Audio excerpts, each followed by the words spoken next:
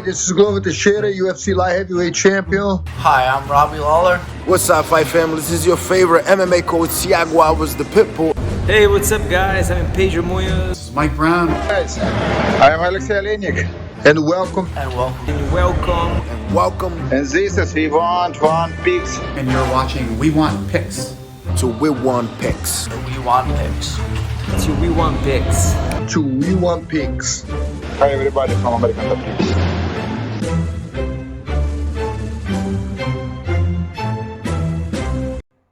My name's Angelo, and welcome to We Want Picks. I'm going to break down the entire UFC Long Island fight card. I'm going to give you my predictions, my picks, and my bets. Before I jump in, if this is the only video you watch every week, I'm not the only person on this channel. We also have Jacob. And if you watch our Tuesday night full card breakdowns, it's myself and Jacob. Lots of bantering and bickering. But the reason I'm bringing this up is Jacob just went a perfect 11-0 for UFC Vegas 58. He picked the entire card, start to finish, correctly. So there are two of us. We do differ and have different opinions on fights every now and then. So make sure you watch all of our content, not just this video. And also make sure you go to wewantpicks.com/bets. Sign up with any one of our betting partners, make a deposit, and we send you $50 as a thank you. Each partner offers their own bonus, their own match, all of their own perks and benefits. And then on top of that, we send you $50 as a thank you for supporting us and our partners. So wewantpicks.com/bets. We're coming off the heels of a pretty fun UFC Vegas 58. That was not a great card, but some of those fights did deliver. So let's jump in. 13 fights in Long Island this weekend, and we're going to start the very first one. We have Jessica Penne taking on UFC newcomer Emily Ducote. Jessica Penne has been fighting since 2006. That is almost 16 years of experience, and during that time, she's picked up some skills along the way, and she's become a pretty well-rounded fighter. She's not great at any one thing, but she does have okay boxing and solid grappling. She took a 4-year layoff in 2017, and she came back, and she's won 2 fights in a row since then. Her first win in the comeback was against Lupita Godinez. She was taken down 3 times and outstruck. That was a bad decision. She should have lost that fight. But her last win was a very solid win with a first-round submission over Karolina Kovacevic, where she actually looked pretty good in that fight. And she's taken on Emily Ducote. And she's stepping up on 6 weeks' notice, and she will be making her UFC debut. But don't let the debut part fool you. She's got plenty of experience in large organizations, including 8 fights in Bellator, and then she was the eventual Invicta champion at this weight class. Style-wise, she's a slick counter-striker with legitimate power for the division and very good wrestling. She's a durable fighter and very accurate. What she does well is throw straight punches right down the middle. So if you want to play some outside pick-apart game and you start looking for some looping shots, Ducote's going to throw right down the middle, and she's got something straight, centered, and she's going to tag you before you can tag her, and then she's going to move right back out. Listen, I'm not a trend guy. I never buy into these stupid narratives like the Dana White Contender Series faded. Like, that's not who I am, right? I believe in watching tape, bringing you analysis, and either picking the better fighter or at least the better fighter in that matchup. But the last 5 weeks, 5 fight cards in a row, the underdog has won the first fight of the night. 5 cards in a row, and I've got caught with my pants down 2 weeks in a row, going with the favorite, and not just like a random good-sized favorites that had very clear paths to victory, and 2 weeks in a row, they ate it. So, listen, that 5-week trend is not necessarily going to affect this pick, but that might be something you want to start thinking about here. So, you know, we're coming off a sketchy card. This is already a sketchy fight. We have a UFC debut. We have somebody that's not, 2-0 in her last 2 with a bad decision in the mix. So first off, keep your money. Do not bet on this fight. But with that being said, I do think Emily can win this fight. She's patient. She picks her shots well. Her accurate strikes should be able to keep Jessica away and prevent Jessica from just holding her, clinching her, and riding out a decision like that. So Emily's the pick. But Jessica has proven she can beat some really tough women. She's going to be live in this fight, and that stupid underdog winning the opening fight nonsense is there, and there is something. But Emily is the pick. Stay away. There's no reason to bet this fight. And that takes us to Philip Rowe taking on Abubakar Nurmagomedov. And Philip Rowe's very big for the division. And you can see that here with his 4-inch height and 8-inch reach advantage. He's a high-volume striker, and he does a great job using his length and his range. His ground game is fantastic, but his wrestling could definitely use some work. He only has 47% takedown defense, and when he does get taken down, he can struggle to get back up. Even in the fight with Jason Witt, which he won by KO early in the second round, he gave up 4 takedowns and 5 full minutes of control time. Abubakar Nurmagomedov is an aggressive wrestler with one goal in mind: come forward, throw hands, and get that takedown. When he gets on top, he's got solid pressure and control, but he does have questionable submission defense. His hands are solid, and while he won't be knocking people out anytime soon, he can hang on his feet long enough for people to forget that the shot is coming, and then he'll take that shot. Every Saturday, while I watch these fights, I take notes. I got my laptop in front of me. I take notes of what happens so that months later, a year later, whenever it is that I break down that fighter again, I know exactly what happened in the previous fight, because sometimes you forget, and then just looking at stats just doesn't tell that whole story. And the notes that I have on Phil from his last fight are verbatim: he will lose to a good wrestler with a chin. Those are the notes that I have, and that's exactly what we have here. Abubakar is a good wrestler with a chin. Phil will have a striking and jiu-jitsu advantage, but I don't think it's going to matter here. Abubakar, loading up on takedowns and control time, will probably get this decision win. So I'm picking against Philip Rowe here because I think he's going to get taken down, and he's not going to be able to work back up from underneath. Then we have Dwight Grant taking on Dustin Stoltzfus. Dwight Grant is a long, clean striker who uses range well. He has a ton of power, solid takedown defense, but questionable cardio. Dwight is on a bit of a skid, but he remains dangerous and is stylistically impressive. He has a positive striking differential of almost 1 full strike and a 100% takedown accuracy. Dustin Stoltzfus is a busy striker with very good power. He has a BJJ black belt, and he's solid off his back, but that's not what he's looking for. It's easy to say that, oh, he's on a 3-fight losing skid and he's got 2 submission losses, but the reality is that he's had some really rough matchups. For example, he lost to Gerald Meerschaert, and I can't stand Gerald Meerschaert or his style, but there's no denying that he's a very good grappler. He lost to Rodolfo Vieira, world-level grappler. He lost to Kyle Dawkins, who, a little chinny as of late, but he's also a very good grappler. So yes, 3 losses in a row, but they were 2 solid opponents. And it's an interesting fight because both these guys are very dangerous strikers, but they both have their flaws. Dwight can be chinny and have cardio issues. Stoltzfus has questionable fight IQ. That loss to Meerschaert was because Dustin decided to take him to the ground and decided to bring the fight to where his opponent is most dangerous. I think Dwight Grant is the overall better fighter, so he's going to be my pick. But Dustin's live for a stoppage here, especially considering Dwight Grant was just knocked out 1 month ago. So this is another do not bet situation. There's too many traps here. Poor fight IQ, chinniness, losing skids on both sides. There's just too many questions to take your actual hard-earned money and put it on this fight. But this should be a really fun matchup. Then we have they smashed this fight together at the last minute. It's a newly added fight. Both Bill Algeo and Herbert Burns were already on this card, but they lost their opponents. So short notice isn't necessarily a factor here because they were put together, but there may be some differing of styles. You're preparing for one opponent, you got another one 5 days before fight night. Bill Algeo is a fast-paced striker who has kind of that karate-style stance with his hand placement and his footwork. Because of that, he's got some solid defense and surprisingly high output with almost 6 significant strikes per minute. He likes a dirty stand-up war if he can keep it there. He does have some okay takedowns, but a very low 44% takedown accuracy. He has a BJJ black belt, great cardio, a fast pace style, and he's super durable. Herbert Burns is the younger brother of Gilbert Burns, and not that being related to somebody means that you're going to be any good, but it does mean you're around quality coaching, quality of partners, quality training, and he has been for a while. Similar to what we saw last night with Ayman Sahabi at UFC Vegas 58. While Herbert is not his brother, he is a solid grappler with decent power in his hands. He averages almost 5 takedowns per 15 minutes. And even though we have not seen him fight in 2 years, he does have quality wins over grapplers like Evan Dunham and Derek Minner. The problem is that at times he can be submission or bust. He's very dangerous on the ground, but solid submission defense can leave Herbert on his back, just losing minutes, losing rounds, and then eventually losing the fight.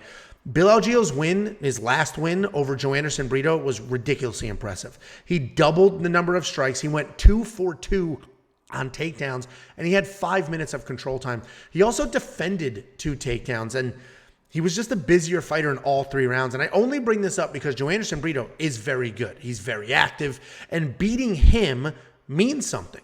MMA math is almost meaningless, but wins over solid opponents is not meaningless. And if Algeo can bring that same pressure, the wrestling defense, the energy into this fight that he had in that fight, I think he wins. His BJJ black belt should keep him out of trouble, and his striking should cause some trouble. So Burns is coming back after a 2-year layoff, and while I'm sure he's well prepared, Algeo's not going to give him the room he needs to breathe or adjust. So Algeo's the pick.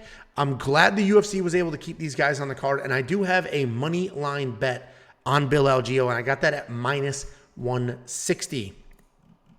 And that takes us to one of my favorite fighters to watch in the UFC. We got Dustin Jacoby taking on Jung. Dustin Jacoby's a high-level kickboxer who's going to light up your legs. He will chop down that tree early, and then he'll work up to the head for a stoppage. He's very technically sound with good power and volume. Taking him down might be like that obvious path to victory because he's such a good striker, but Darren Stewart might disagree, right? He took Dustin down twice and he was still knocked out. Ion Cutelaba took Dustin down 9 times, and he didn't even win that fight, right? That went to a draw. But as great as Dustin is, he did not look great in his last fight. He won a decision. He had a knockdown, but he looked sluggish. He did say he was injured in his post-fight interview, but that was not his best performance. Jung is a technical boxer with solid wrestling and clinch work. He's coming off 2 very dominant wins in a row, but what is impressive with those wins is that they were very different. In his win over William Knight, where he had 8 takedowns and plenty of control time, and then in his win over Kennedy and Chukwu, he had fantastic striking, and he got the early knockout. So we've seen him do everything, and we've seen him do it all very well. He is now on a 16-fight unbeaten streak. This is a really fun fight and a really hard pick. I love picking Dustin Jacoby because his striking is just so good, but Jung has proven to have excellent striking as well. He's also proven that he has an incredible backup plan and the ability to out-grapple other dangerous strikers. We haven't seen that from Dustin yet. Dustin only has 3 takedowns in 9 fights, so there really isn't a full backup plan there. So if you think Dustin is the better striker and he has good enough takedown defense, well, then he's the clear pick. If you think Jung can work inside and ragdoll like he did to William Knight, then he's the clear pick. Personally, I am going to go Dustin. While the wrestling does worry me, I think Dustin's leg kicks will probably be the difference here. I think he can slow Jung down, take away that movement with early and often leg kicks, and then he can work his striking. This is a really fun fight. And somebody coming out of this is going to get a top 10 opponent. So I'm really looking forward to this one. Then we have a grappler's delight, Ricky Simone taking on Jack Shore. It's Simone, not Simon, guys. Okay, don't embarrass yourselves saying Ricky Simon. Okay. Anyway, Ricky Simone is a high-energy wrestling beast. The guy will dive on leg after leg with 100% energy over and over until he gets a takedown and potentially a submission. His biggest asset is his gas tank and his willingness to stick to a plan. He's not a technical striker, but it is there to set up his takedowns. And he was able to showcase his power against the Sun Sao in his last fight. He can be hittable, but so far his chin is held up. Jack Shore is also a very good grappler who likes to move forward and is constantly looking for a takedown. Both wrestling and striking are similar come-forward styles. He also has surprisingly fast kicks for a grappler, and while he remains undefeated, he's coming off a close win over Timur Valiev where he went 3 for 7 on his takedowns, and he was taken down twice. And I'm really torn on this fight. Both of these guys are very good grapplers and lately have shown solid striking as well. Simone's coming off of that KO over a Sun Sao, and Jack Shore dropped Timur twice in his last outing. Right now, the odds have Jack Shore as a decent-sized favorite. I personally think this is razor thin and should be closer to a pick'em. I'm going to go with Ricky Simón here. If you dig into their wins, I just think he has more quality wins over better opponents. The two wins that stand out to me are over Merab Davishvili and Ronnie Yaya. In the Merab fight, he was taken down 6 times, but he gave up less than 3 minutes of control time, and he was able to defend 16 takedowns. In his fight against Ronnie Yaya, he had 4 takedowns, 2 knockdowns, and 2 10-8 rounds against a very dangerous veteran. So Jack Shore's very good. He's coming off a great win, but I think Ricky Simón's pressure, experience, pace is going to be the difference here. Watching Ronnie Lawrence get taken down and controlled at UFC Vegas 58 is a little concerning because that could happen to Ricky as well. But again, that Merab Davishvili fight, he was taken down 6 times and he doesn't accept it. He gets up, he works from there. I think the more of the same is going to come here. Betting wise, I think this is a perfect plus 3.5 bet. If you don't know what that is, you basically buy 1 round on the judge's scorecard. That's it. You're buying 3.5 points. So if Ricky can win 1 round on his own, I will be buying another round and then I'll hit my bet. All he needs to do is either win the fight or win 1 round and not get stopped. And the bet hits. The odds are not out yet for that, but as soon as they are, I'm most likely going to hop on that. You are only going to find that bet if you go to wewantpicks.com/bets. We have 5 different betting partners. The one and only partner that offers that buy a round bet is BetOnline. So if you hop in there and you make your deposit, we will send you $50 as a thank you for supporting us and them. But they're the only ones with that prop bet, and I do love it here because it's a close fight. Ricky's a good size underdog, so the odds should be okay, and I'm positive he could win at least 1 round, if not win the fight. And that takes us to Punahele Soriano, and he's taking on Dalcha Lungiambula. Punahele Soriano is a fluid striker who has a ton of power, and he could put most people out on their feet. He was a D3 All-American wrestler, and he has 4 takedowns in the UFC, but that does include 3 against Jamie Pickett, which is a good thing, right? But 3 of the 4 takedowns were in one single fight.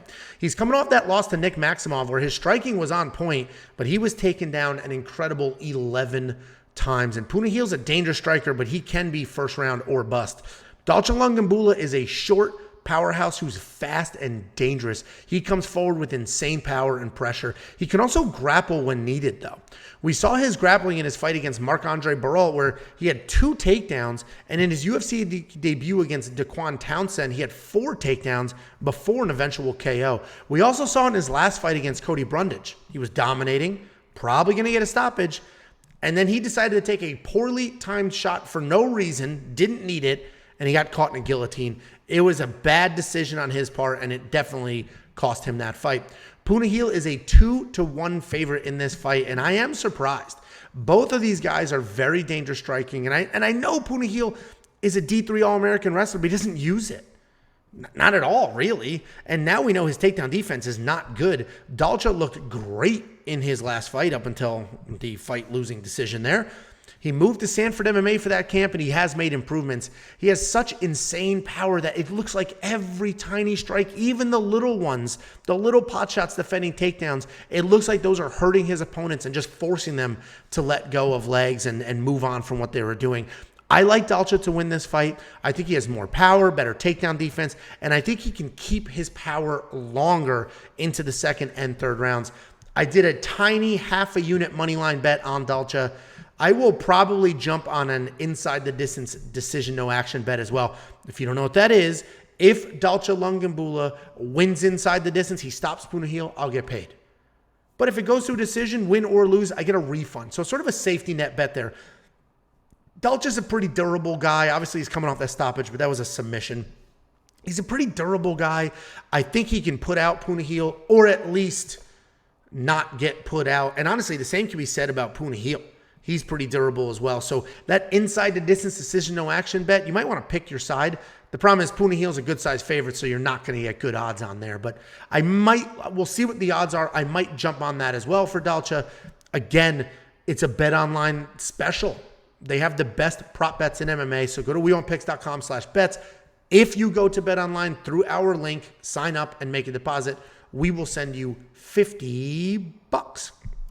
And then we have a rescheduled Miesha Tate versus Lauren Murphy. This was supposed to happen at UFC 276, but Lauren Murphy had COVID, so it was yanked.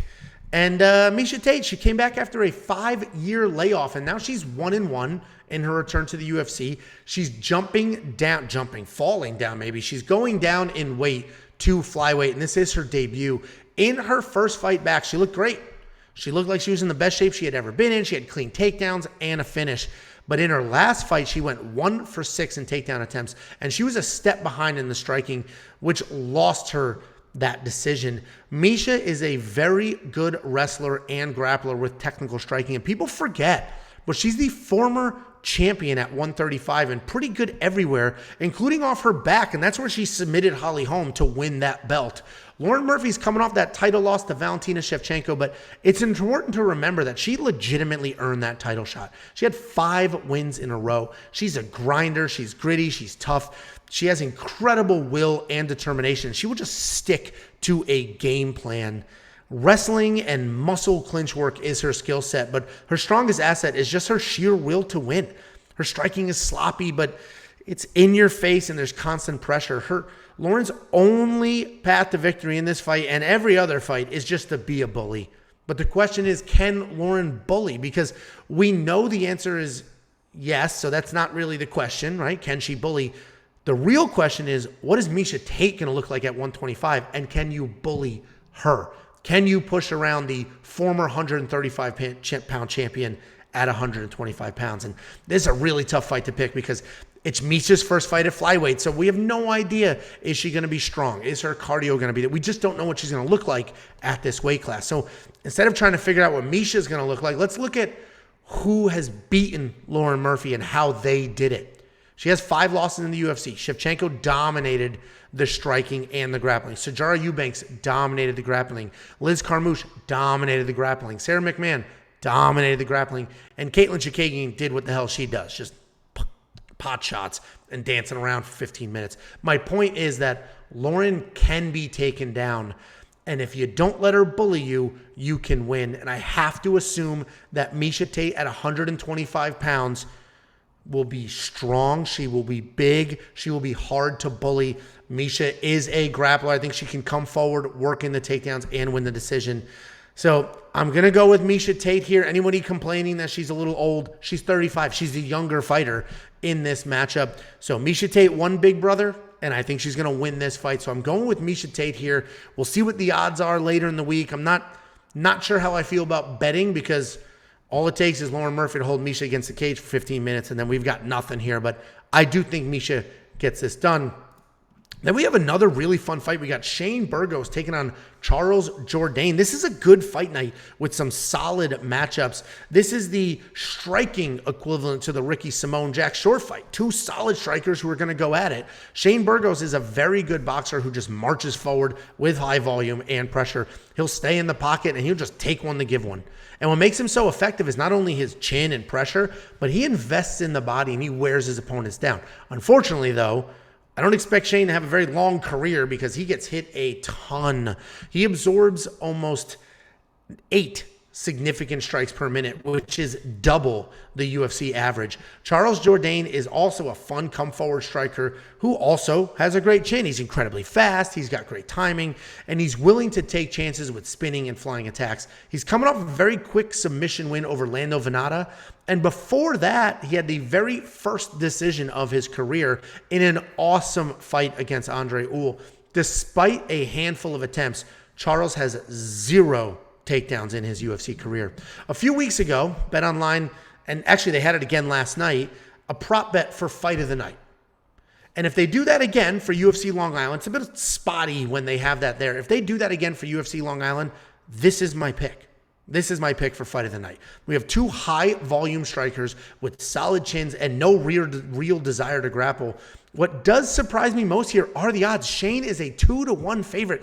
And while I agree, I do think he wins here, I think it's a close fight. Jourdain has proven to have very real power. Shane had that zombie knockout loss to Barboza last year, and then he was KO'd by Calvin Kattar a little bit before that. So I think Jourdain's going to be live for a stoppage, as he has been his entire career, but Shane should win with pressure and volume. His numbers are insane. In his last fight with Billy Quarantillo, he landed 232 strikes. And in his fight against Josh Emmett, he landed 148. even after giving up a takedown. So Shane is the pick, but this will be a fun fight, and I do think this will be a very close fight. And you guys are on Charles Jourdain. I'm sure you're on Charles Jourdain. Everybody loves Charles Jourdain, but I'm not going to disagree with you. I'm on the Shane side, but hard to argue Charles Jourdain's skill set. Then we got Matt Schnell taking on Sumudaerji. Matt Schnell's a very good counter striker with solid BJJ. He does do an amazing job getting you to follow him, and then he plants his feet and he fires back with combinations. And he loves doing this off leg kicks as well. He'll end an exchange, end the combination with a leg kick. He'll back up. You take 2 steps forward, and then he'll plant and fire away, and that cycle is just going to repeat itself. His BJJ is slick, and he snatches things up and scrambles really well. But while he can be slick on the ground, he has almost no way to get it there. He has a 33% takedown accuracy and only 2 takedowns in his UFC career. Sumudaerji is a fast striker with laser accuracy and solid volume. He doesn't have much power, but because he's so fast and his movement is so well timed, he can get stoppages. He has plenty of cardio, a great in and out style, and he can out-decision most people who aren't looking to take him down. He does have an impressive 100% takedown accuracy, but that's misleading because he only has 1 single takedown in his UFC career. This is a fun striker versus striker matchup with 2 guys with very different fight styles. Sumudaerji is looking to fight a fast, technical kickboxing match, where Schnell will be looking to counter off that forward pressure. Mudaerji is sitting at a minus 250 favorite and is pretty solid. It's pretty high favorite, but you shouldn't sleep on Schnell, right? It's easy to look at his record and see he was submitted by Brandon Royval 2 months ago. But if you remember, he dropped Royval early, and it looked like he was going to get the KO win. But before that, fortunately, he was caught in a guillotine. And this fight's probably going to be decided by who can impose their striking style. And I do think the forward pressure and volume of Mudaerji will be better than the weight and counter style of Schnell. But like so many other fights on this card, I think this should be much closer than the odds. So Sumudaerji is the pick, but this might be a solid 3.5 bet. Again, I just walked you through what that is. If you go to weonpicks.com/bets, BetOnline is the one partner that offers it. So I'm basically buying 1 round on the judge's scorecard. So if Matt Schnell can win a round on his own, I will buy a second. And if this goes to a decision, I can get that done. We'll see what those odds are when they drop. Those drop on Tuesdays, so depending when you're watching this, check that out and look for that bet, because I think Matt Schnell is live, but Sue should get it done. That takes us to Jingliang Li versus Muslim Salikhov. And Jingliang Li is a very good boxer with volume and very real power. He mixes in low kicks to slow you down before sending power hands over the top, right? He'll work with the volume, fast, low kick. Soon as you're slow, he just starts looping big overhands, trying to get to that chin. But as solid as his striking is, he does have holes in his grappling. He is not a complete fish out of water, but his 58% takedown defense may get tested against Salikhov here. It was definitely tested against Khamzat Chimaev in his last fight. Muslim Salikhov is a solid striker who hits very hard and has wrestling in his back pocket if he needs it. He holds nothing back, and almost every single strike is a significant strike. For example, in his last win against Trinaldo, he landed 71 strikes total, and 62 of them were significant. So in a fight with 2 takedowns and 3 minutes of control time, only 9 of those strikes were not significant. He has really good takedown defense, solid takedown offense, and great striking. And a few months ago, when I broke down the Chimaev versus Burns fight, I mentioned that Chimaev has no wins over top 10 opponents. And you people came for my head, screaming and yelling in the comments that, oh, Chimaev beat Jingliang, he's top 10, Jingliang's amazing. And all of a sudden there was an army of internet know-it-alls who insisted on pushing some weird name and a narrative that Jingliang is one of the best fighters on planet Earth. Well, listen, he's not, okay? And I hope all of those loudmouths who were just insisting that Chimaev's win over Jingliang meant, all of those people insisting that Jingliang was this top 10 killer. I hope you people are betting the crap out of him in this fight, because I would love a little bit of line movement here. I think Salikhov absolutely gets this done. I like the technical striking. I like the power. I like the takedown threats. I think I think Salikhov is a clear win. I got a money line bet on him at -170, and I hope everybody who had nasty things to say in that Burn Shemaev breakdown video, please bet on Jingliang. I want this line to move. I'll double down on Salikhov, and you guys know I'm spiteful as hell, and I don't forget some of the nasty people in the comment section. Let's end this on a positive note. We got the Karate Hottie taking on Amanda Lemos. Michelle Waterson, a.k.a. the Karate Hottie, is a talented fighter who has been a professional for an incredible 15 years. She's got a ton of cage time with some of the best to ever do it. She's fought multiple champions like Rose Namajunas and Carla Esparza, Joanna Jędrzejczyk, and she has wins over people like Angela Hill, Carolina when she was good, Felice when she was good, and other tough women who are just sitting right outside the top 10. Style-wise, she's a slick striker who uses kicks and distance well with wrestling in her back pocket. She has 20 takedowns in her last 13 fights, and despite the 33% accuracy, she can time her shots really well. Amanda Lemos, it's a sh at the end, not an S.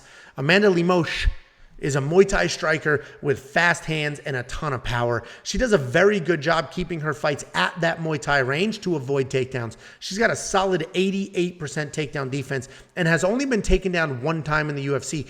Even in her submission loss to Jessica Andrade, she defended the takedown. She was submitted on her feet. And despite her last two performances, which were not great, Amanda Lemos has power in her hands. She's very dangerous on the ground and is a tough outing for most women in the division. And I like Michelle Waterson here a lot, or in general, not necessarily here, but I like her a lot. I just don't see her winning this fight, unfortunately. For her to beat Amanda, she's going to need to stick and move for an entire 15 minutes, and that's exactly what she needed to do in her last fight against Marina Rodriguez, but she wasn't able to get it done then, and I don't think she's going to be able to get it done now. She's very tough. So I don't think there's going to be a stoppage, but I think Amanda's power, takedown defense, and volume of 5 significant strikes landed per minute will get it done. So Lemos is the pick, and she is honestly probably safe to throw into some parlays. The odds are a bit wide for a money line, but you want to smash her up against another confident pick, you could probably do pretty well there. And that takes us to the main event of the evening. We have Brian Ortega taking on Yair Rodriguez. Brian Ortega is a phenomenal grappler. He doesn't have very good wrestling. He's got a low 24% accuracy, which is, you guys, you've been watching this long enough. You know I can't stand that. I cannot stand phenomenal jiu-jitsu people who can't get it to the ground. What is the point of being that good at jiu-jitsu if you can't get it there? And Brian Ortega falls in that category. 24% takedown accuracy. It's brutal. But if he is able to get you to the ground, you're probably in some trouble. He has solid offensive striking, but his defense needs a little bit of work. He's hit with almost 7 significant strikes per minute, which is very high. It's very, very high for this division. He's hot and cold in his fights, which makes breaking him down hard. He looked like a lion against Frankie Edgar and then a sheep against Max Holloway. He looked like a lion against the Korean Zombie and then a sheep against Volkanovski. So Brian Ortega, hot and cold in some of those matchups, but an incredibly talented grappler who needs to work on his takedown offense. Yair Rodriguez was at one point a surging up-and-comer. And actually, we saw a statistic last night at UFC Vegas 58 that Yair Rodriguez has the most amount of fight-a-night wins since 2013. Anyway, he came into this UFC and he made a splash. He put together a nice win streak before he lost to Frankie Edgar, but then he bounced back with a great win over the Korean Zombie and then Jeremy Stevens. And then his momentum slowed down. He had a 2-year layoff from the cage. And then he came back and he fought Max Holloway. He's a fun, athletic guy who's going to spin kick his way to a knockout and entertain you the entire time that he's in the cage. He's tough to deal with because his striking is so unpredictable, and even if it does open him up for takedowns, he's capable enough to throw up a submission or create scrambles to work back to his feet. Both of these guys are coming off main event losses, but they looked very different in those fights. Yair Rodriguez looked incredible in that loss to Max. He was dynamic. He was landing well, and even though he was taken down, he looked really, really good, and he may have won that fight if you remove the takedowns from there. Brian Ortega did not look good in his loss against Alex Volkanovski in that title shot. He did drop Alex. He did almost pull off that submission, but he was outclassed the entire time outside of those two exchanges. And I think I like Yair here. I totally understand if they hit the ground, there's going to be some trouble, right? There's a large skill gap there. but I think there's an even larger skill gap on their feet. And styles make fights, and I think the dynamic striking of Yair is going to be a problem for Ortega. Volkanovski and Max were both able to dominate the striking because they don't sit still. They don't give Ortega time to adjust. They don't give him time to grapple. And Ortega's striking, while it's technical, it's not natural. So he has to think about what he's doing. And if you're not in front of him, it's very hard to think about that. So I do think styles make fights, and I think Yair's striking style could be a problem. He's constant movement. He's got lots of power. And this time, he's not going to have 2 years of ring rust to shake off like he did against Max. So I like Yair to win this fight. And if you want to say, well, Max took him down 3 times, Brian can take him down too. Listen, that's a very solid point. But I think Max was able to get the takedowns because Yair didn't expect them. Who expected Max to shoot takedowns in that fight? So I think Yair wasn't prepared for that, didn't expect that. And all of a sudden, there's some takedowns there that, you weren't thinking were going to come your way, where this time around, fighting Brian Ortega, Yair Rodriguez is positive that takedown attempts will be coming his way. And unfortunately for Brian, the ones that are coming his way are not very good. He's not very good at takedowns. So Brian Ortega is an incredible fighter. He's very dangerous. He does have solid hands, but you can't tell me he's a better striker than Yair Rodriguez. You can't tell me that. Come on. I know you guys are going to come for me. I know you guys are going to absolutely hate this pick. And maybe you should listen to Jacob because he's coming off of a perfect UFC Vegas 58 fight card, and I'm not. But I do think Yair Rodriguez gets this done. I did put a small money line bet on him at plus 137. I'm going to be watching this closely. I am genuinely curious what you guys think. Put your comments below and join our free Discord. We have a free Discord. The link is in the description. Costs nothing. Go there, share your picks, share your opinions. Let's all work together. It's not you guys versus me. It's all of us together trying to steal money from the books and make them look stupid. Guys, thanks so much for the watch. Like, subscribe, do all the things. And don't forget, weonpicks.com/bets. Sign up, make a deposit. We send you $50. I'll see you guys later this week. Join our Tuesday night live stream.